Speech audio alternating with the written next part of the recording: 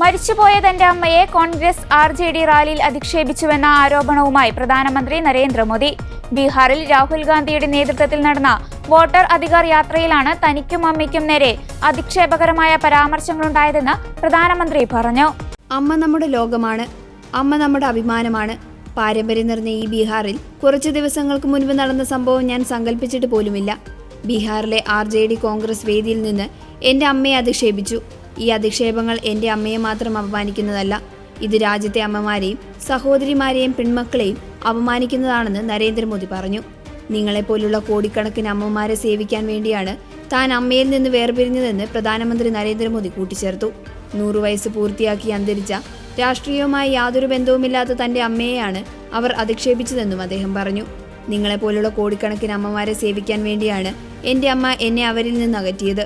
എൻ്റെ അമ്മ ഇപ്പോൾ ജീവിച്ചിരിപ്പില്ലെന്ന് നിങ്ങൾക്കെല്ലാവർക്കും അറിയാം. കുറച്ചു കാലം മുൻപ് 100 വയസ്സ് പൂർത്തിയാക്കിയ ശേഷം അവർ നമ്മളെ വിട്ടുപിരിഞ്ഞു. സ്വയം സഹായ ഗ്രൂപ്പുകളുമായി ബന്ധപ്പെട്ട് ഗ്രാമീണ സ്ത്രീകൾക്കിടയിൽ സംരംഭകത്വം പ്രോത്സാഹിപ്പിക്കുന്നതിനുള്ള ഒരു പുതിയ സഹകരണ സംരംഭകത്തിന്റെ ഉദ്ഘാടന വേളയിലാണ് പ്രധാനമന്ത്രി ഇത്തരത്തിലുള്ള പരാമർശം നടത്തിയത്.